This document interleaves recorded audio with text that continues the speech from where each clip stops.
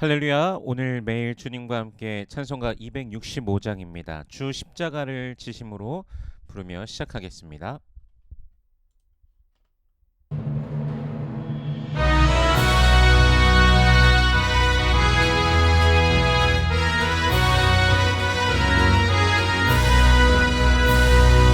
주 십자가를 지심으로 죄인을 구속하셨으니 그 피를 보고 믿는 자는 주님의 증거 면하기네. 내가 그 피를 월정 그 양의 피를 볼 때에 내가 널 넘어서 가리라. 흉악한 죄인 괴수라도 예수는 내게 구원하네.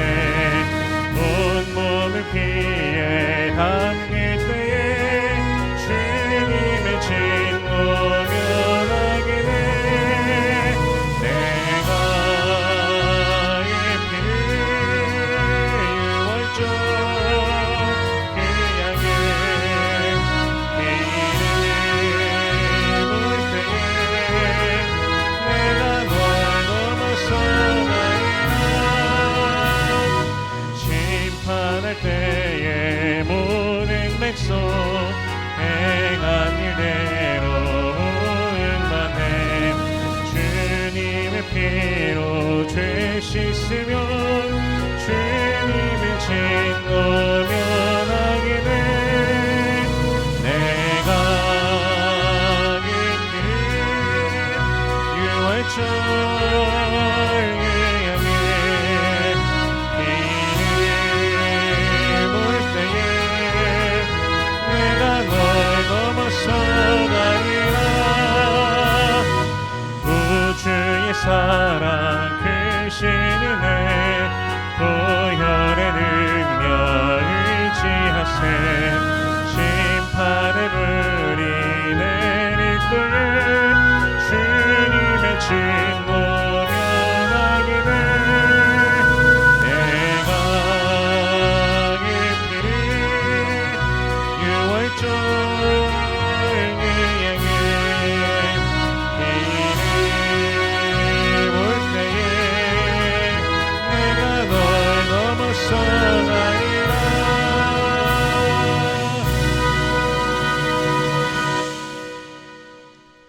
아멘. 오늘 매일 주님과 함께 우리 함께 나눌 말씀은 전도서 8장 9절에서 17절까지의 말씀입니다. 봉독은 9절에서 13절까지의 말씀을 봉독하도록 하겠습니다. 내가 이 모든 것들을 보고 해 아래에서 행하는 모든 일을 마음에 두고 살핀즉 사람이 사람을 주장하여 해롭게 하는 때가 있도다.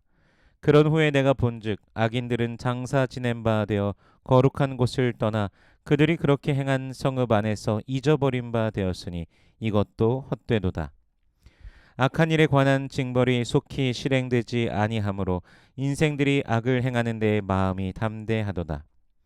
죄인은 100번이나 악을 행하고도 장수하거니와 또한 내가 아노니 하나님을 경외하여 그를 경외하는 자들은 잘 될 것이며 악인은 잘되지 못하며 장수하지 못하고 그날이 그림자와 같으리니 이는 하나님을 경외하지 아니함이니라. 아멘. 잠시 기도하겠습니다. 살아계신 하나님 은혜를 감사합니다. 우리 주 예수 그리스도의 놀라우신 은혜와 사랑, 그 십자가 사랑 보혈의 은혜로 우리를 붙드시고 오늘도 인도하시니 감사합니다. 우리를 구원하여 주시니 감사합니다. 허물과 죄로 죽었던 우리를 살리시고 영원한 생명을 우리에게 주시니 감사합니다.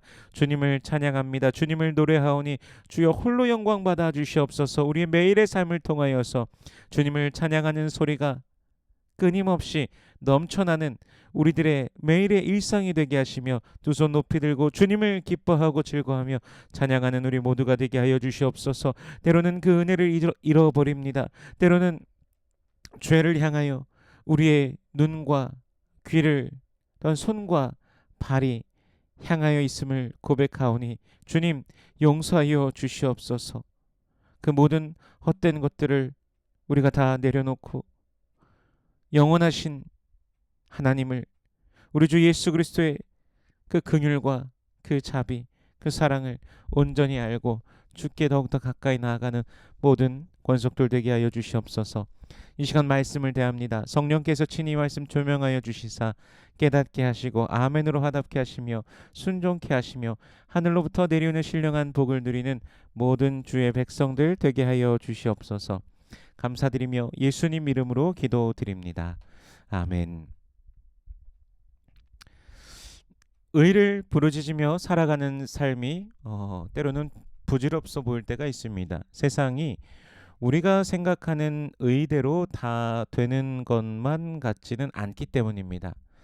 오늘 본문 11절에 보면 악한 일에 관한 징벌이 속히 실행되지 아니하므로 인생들이 악을 행하는 데 마음이 담대하도다라고 그렇게 말하고 있습니다. 이스라엘의 경우에도 선지자들이 이스라엘의 그 패망 이후에 북이스라엘과 남유다가 이제 다 망하고 난 뒤에 이제 선지자들의 그런 이제 외침들, 하나님께 언제 회복시키시겠습니까? 라는 이제 그런 그 질문들이 왔다 갔다 하는 이제 그런 내용들도 있지 않습니까? 악인들이 더 횡행하는 그런 장면들에서 고통하는 그런 장면도 등장하고요. 악인들을 향하여 심판이 불가같이 임하고 그들의 걸음마다 마치 번개같이며 하는 일마다 다 망하는 것을 일반적으로 우리가 기대하는 인과응보적인 사고의 결정입니다. 그렇게 되는 것이 의가 이루어지는 것 같습니다. 그런데 그것이 그렇게 되던가요?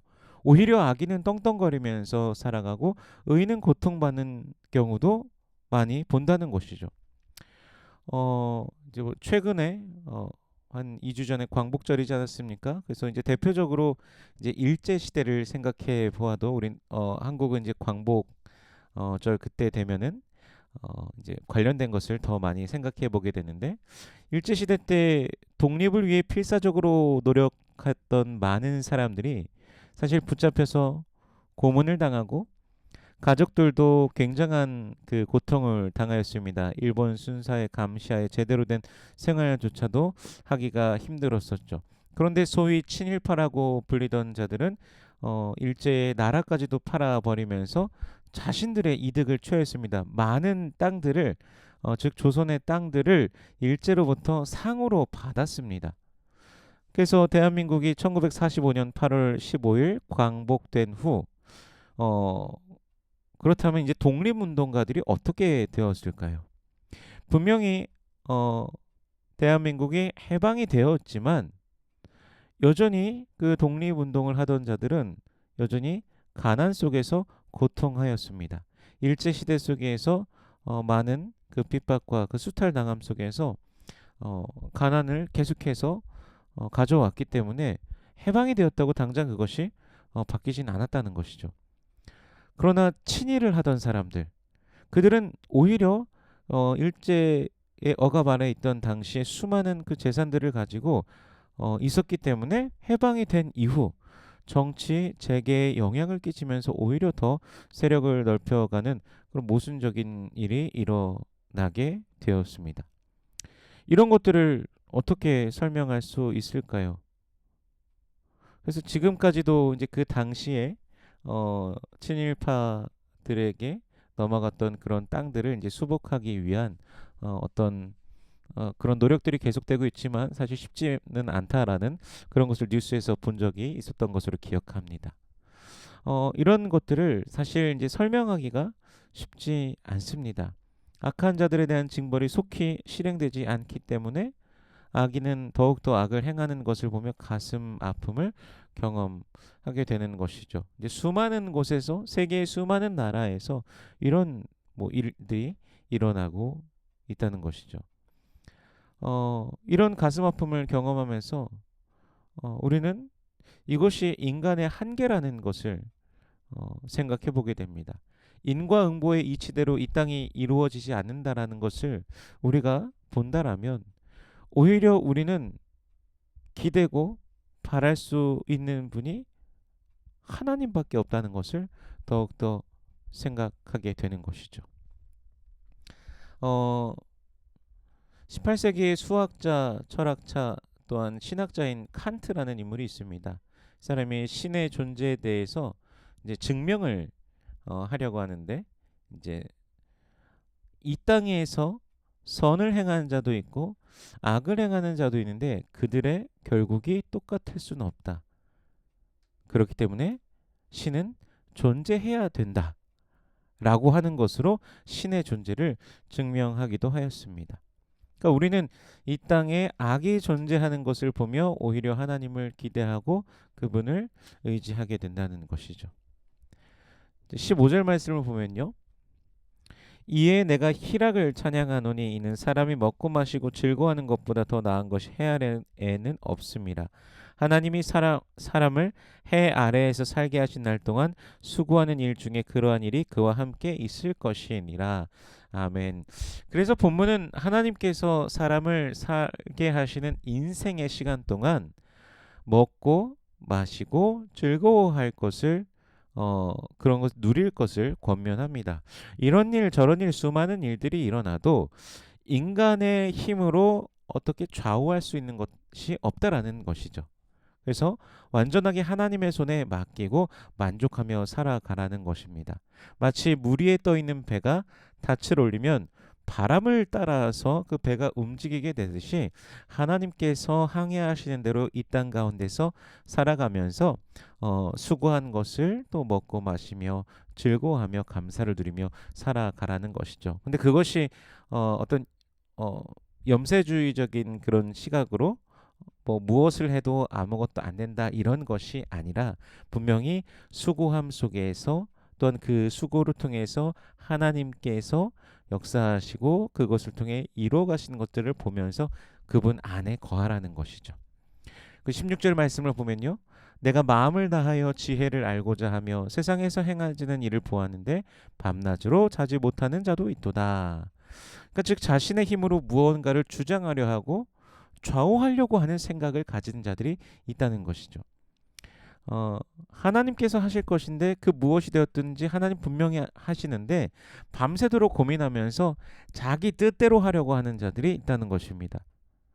그러다 보니까 밤낮으로 잠을 잘 수 없는 것이죠. 고민이 마음의 무거움이 그를 사로잡고 있기 때문입니다. 17절 하반절에서 보듯이 해 아래에서 행하지는 일을 사람이 능히 알아낼 수가 없습니다. 아무리 애써 알아보려고 할지라도 능히 알지 못합니다. 알지 못한다면 결론은 하나인 것이죠. 하나님을 경외하며 그분께 완전히 맡기는 것입니다. 자신이 알지 못함을 알 수 없음을 또한 할 수 없음을 인정하며 내려놓고 주님께 모든 것을 맡기는 것이 결국 지혜라는 것이죠. 하나님을 인정하고 하나님을 높이는 것이 지혜인 것입니다.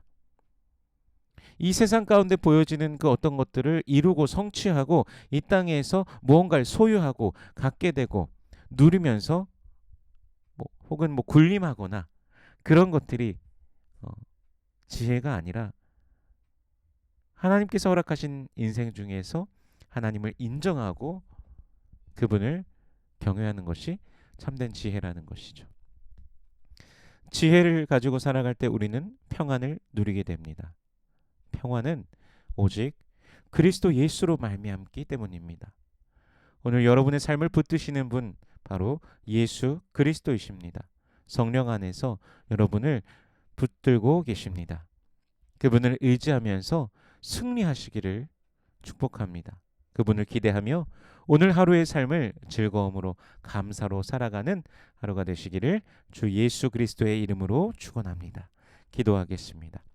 살아계신 하나님 은혜를 감사합니다. 우리 주 예수 그리스도의 놀라우신 은혜와 사랑으로 우리를 붙드시고 인도하여 주시니 감사합니다. 우리 주님의 그 권세를, 우리 주님의 그 힘을, 우리 주님의 그 능력을 날마다 맛보며 기쁨으로 나아가는 주의 백성들 되게 하여 주시옵소서. 우리 주님의 손이 우리의 삶을 사로잡고 붙드시고 인도하고 계시다는 사실을 신뢰하면서 더욱더 믿음으로 나아가는 모든 권속들 되게 하여 주시옵소서. 모든 기도의 제목들 가운데 주님께서 응답하여 주시옵소서. 아무것도 염려하지 말고 오직 모든 일에 기도와 간구로 너희 구할 것을 감사함으로 하나님께 아뢰라. 그러면 너희 지금 모든 지각에 뛰어난 하나님의 평강이 그리스도 예수 안에서 너희 마음과 생각을 지키시리라. 주님 말씀하셨사오니 아버지여, 기도할 때 간구할 때 우리의 마음 가운데 참 평안으로 임하시고 우리의 생각을 지키심을 누리는 모든 권속들 되게 하시며 또한 이루시는 그 하나님을 경험하는 모든 권속들 되게 하여 주시옵소서. 우리는 늘 하나님의 나라와 의를 구하며 믿음으로 이 땅 가운데서 살아가는 주의 백성들 되게 하여 주시옵소서. 육신에 연약한 자들이 있습니다. 주여 만져 주시옵소서. 그가 채찍에 맞음으로 우리가 나음을 입었음을 믿사오니 주여 치료하여 주시옵소서. 여호와는 내게 복을 주시고 너를 지키시길 원하며 여호와는 그 얼굴을 내게 비추사 은혜 베푸시길 원하며 여호와는 그 얼굴을 내게로 향하여 드사 평강 주시길 원하노라. 주님 말씀하셨으니 언약하신 대로 오늘도 임하여 주시옵소서. 감사드리며 예수님 이름으로 기도드립니다. 아멘.